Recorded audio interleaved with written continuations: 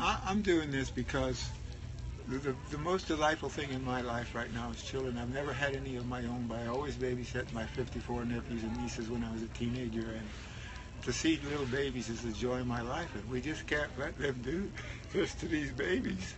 It's got to stop. So that's why I'm doing this. Thank you. Thank you on behalf of all the children and unborn children of the future. Thank you. Yeah. Thank you. You know, you guys are doing it as much as me or more.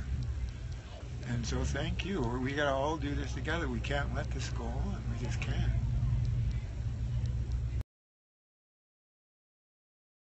I'm a vaccine injured person who is high function and knew myself before it happened.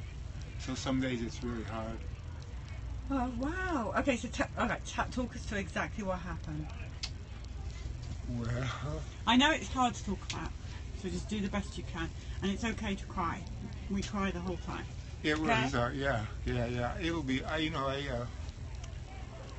it started in 2002. I was at work at the railroad and the equipment broke and I fell and I bashed my head and my hip and back really badly. And they, of course, took me to the hospital. And at the hospital, I was woozy, and so they just gave me the DTaP and didn't even ask me. And I didn't have much awareness about vaccines at that time. So I went home, and I never went back to work ever again. And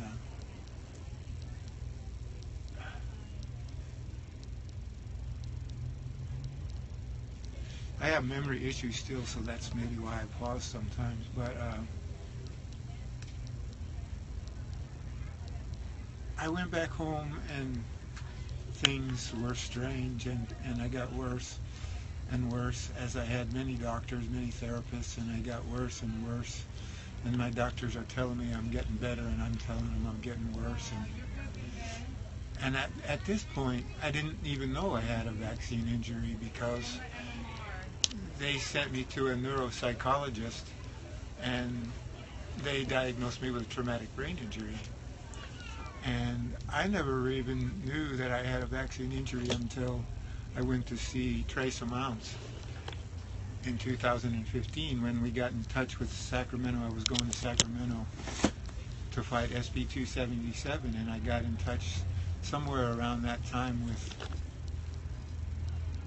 with Trace Amounts. And one of our friends, a really good activist in Santa Cruz, brought that movie to Santa Cruz, and I went with one of my good friends, an osteopath, and I'm sitting in that movie, and I'm saying that's what happened to me, because you could see what happened to that man, and so I found out that that's what happened to me. That's what happened to me. It was a damn vaccine. And I went to Sacramento and I talked to the man that made the movie, because he was there for one of the hearings, Eric. Mm-hmm. And I described what I went through, and he said, yeah, that's what happened to you. And you know, I've been studying this issue a lot since SB 277, and definitely since Trace Amounts. And I'm blind in one eye, and can be a symptom of a vaccine injury. I've read people that's happened to. And my teeth all fell out. I had teeth that people complimented me on. And I remember Dr. what's her name from Chicago? She's been Rachel Ross. Dr. Rachel Ross? No, the blonde doctor, she's 52. She was head of pediatrics at Michael Reese Hospital. Tony Bark. You know, I was reading I was watching her on the vaccine panel in LA, and she described how she was in India, and her cats, when they came back in the country, they made her give the cats vaccines, and her cat's teeth fell out. And I read that, and so I contacted her, and I said they gave me the DTaP, and I had perfect teeth, and now I have a lot of teeth fell out. And so she said that's probably what happened to me. And I have that pain in my intestine. I don't know if it's the same thing, but sometimes it's really bad. And do you mind me asking how old you are? 66. And you know, there was something else in my mind, but it just slipped out. that's very relevant. Maybe it'll come back if I remember what we were talking about before.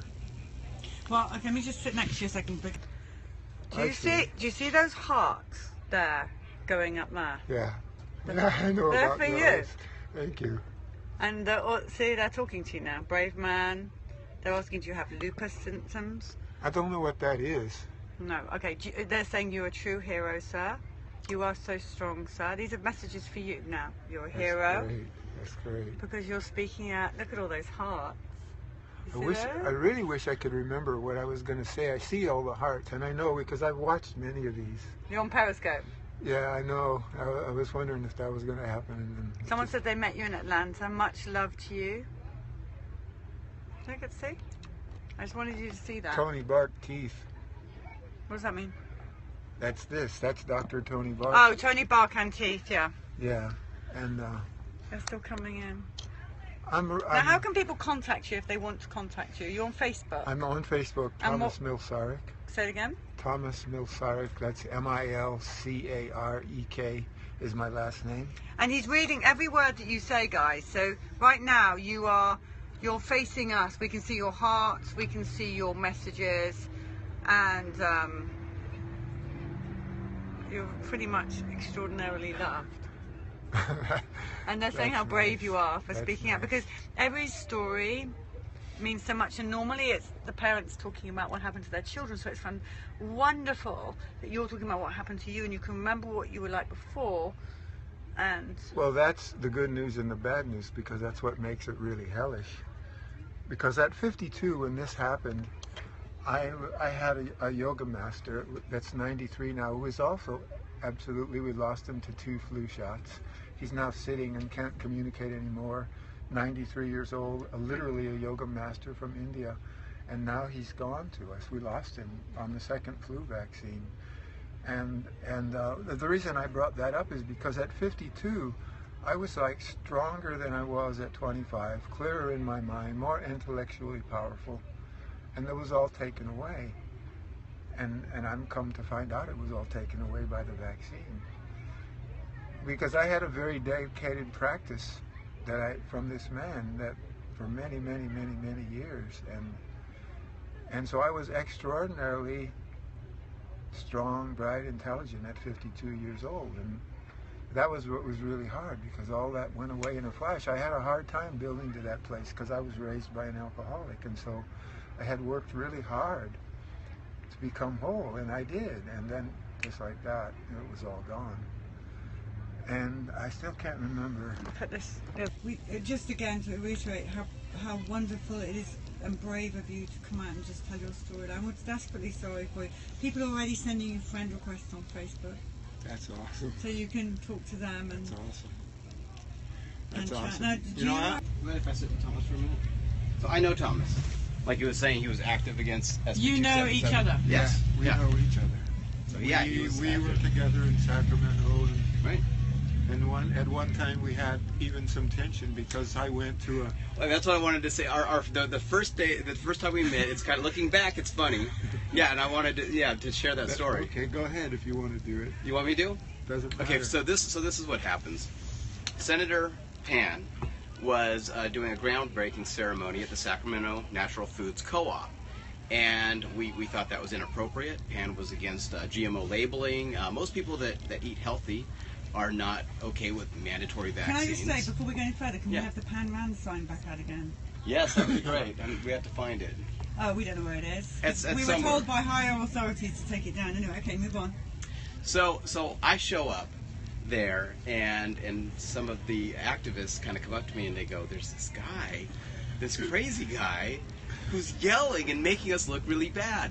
Now, because of, and a lot of us were new at that time. SB 277 got a lot of people that had never been active before to activate, just like Thomas. And so we were oftentimes at all the events that we were doing, we were all trying to be very well behaved because they were constantly calling us wackos and those things. So I come over and Thomas is out there F you, Pan! You're a criminal! You belong in prison! And I'm trying to calm Thomas down, and he's like, no! I'm not gonna calm down! And we thought you were a plant. We thought you were put there to make us look bad, and so we were telling the media, he's not with us, we don't know what's going on. And then one of them actually called the cops on you, and then you left, and then it was horrible. No, I mean, I don't mean to offend anybody, but I think even some of the Canary Party people called the cops on me, and I told them, I said, you call the cops. I'm not doing anything wrong. I'm not breaking any law. Right. I'm expressing freedom of speech, and that man is a criminal, and that man needs to be in prison. And I wasn't talking this quiet, as Josh mentioned. And I had this 3x4 SB 227 referendum sign, and I said, see this, Pan, we're coming after you. You're not getting away with this, brother. And besides that, you're not my brother. And I said, I was so strong with the man, I don't know for sure, Josh, but he didn't stay for the groundbreaking. He left. He did. I think I drove him out of there. So wait, and really, so like, that really makes me sad that. And I the understand following, it's a misunderstanding, Yeah. but it makes me really sad that our own people did that, and that just goes to show, guys, we must be careful right? to take the time and talk to people. Otherwise, we're the same as IKEA. What makes us any different than IKEA? We just called the police. Well, we had never seen Thomas before, and people were just and we were There's very. going to be lots of people you're never going to see before. And the paranoia, I think, when you first get involved in this, you can there's a lot of extreme paranoia when you go to an event and you see all the media turn around and say something completely incorrect and represent you wrong. You really there's a paranoia that comes out of it. So we were like, oh, he's controlled opposition. Who's this guy? But the following day, we kind of got word from people in Southern California saying, no, Thomas is fine. He's with us. He can be a little eccentric at times. He's great. And then we kind of came into the realization. And so, but anyways, it's just a funny story on our first time meeting each other. I don't think it's funny at all. You know, and Well, looking back, I think it's a funny story now, and so I'm with you on that. But it's not funny in the sense that, as crazy as I may have looked, that rage came from dead babies and injured babies and myself. Right. You know, this man needs to be out of the Senate at the minimum and in prison more than likely, in my view. And that's what I was expressing to him that day. And as crazy as it might have looked to everybody, it was dead serious, and I'm dead serious about it now. That man belongs out of the legislature and quite likely in prison. And truth be told, you were speaking how we all wanted to speak. That's how we wanted to be speaking, because with that kind of passion and anger and saying how it is, which is what you were doing. I saw no reason to be nice to these people. They're not nice to us. They're not being nice. Yep. These people know what's going on. Thomas, everyone knows who you are now, so that's never going to happen again. A lot of people already knew who Thomas was. Right. He's been fighting hard for a long time. Yeah. Or even if it's just since last year, fighting hard and fighting often. But it sounds to me like there was a huge communication problem that day, if people already knew who it was. Well, no, we didn't quite. At least in Northern California, we didn't know until that day, and then after that we knew. Believe me, Polly, I was probably quite scary looking that day. Believe me. Quite right too, after what's happened to you. Yeah. All right, well, Josh has cleared that up. And that's We already wonderful. cleared it up. It's just a fun story to No, share. you cleared it up know? on Periscope. Yeah. Don't be defensive. Okay. Thomas, it's wonderful to meet you, and You too, finally. we're I've really, seen you. really so sorry about what happened to you. Thank you.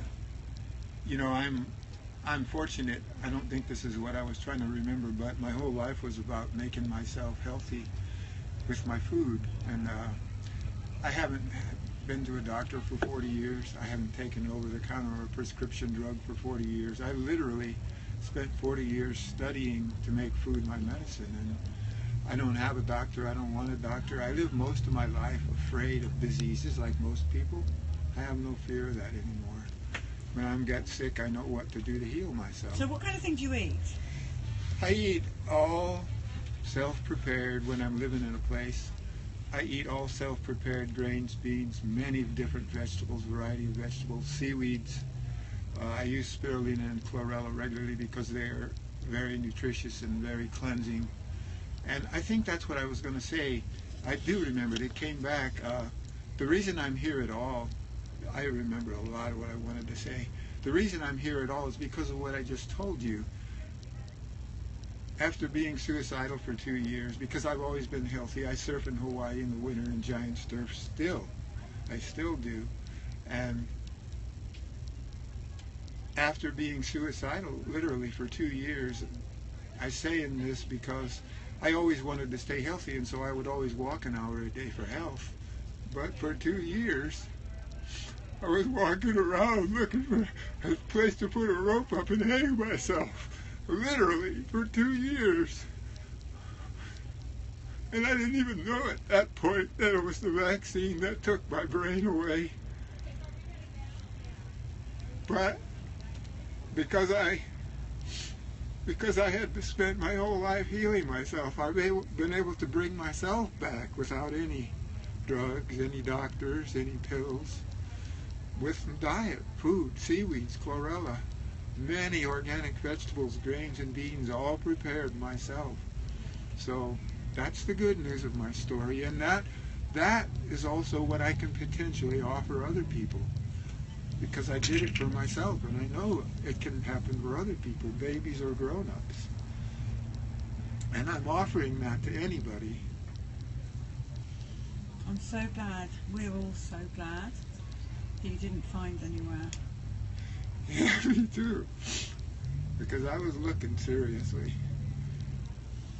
Thomas, It wasn't fun.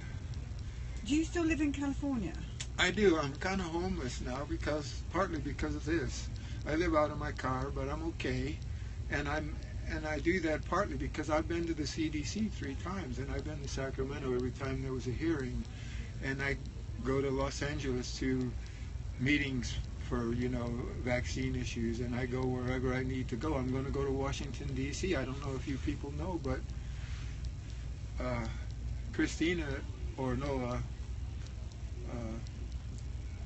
who's the lady that ran the CDC? Michelle. Michelle is potentially, I hope this isn't breaking anything, that it's saying anything I shouldn't say, but she said today to me that she's potentially setting up Washington, D.C. for April, and the CDC for next October.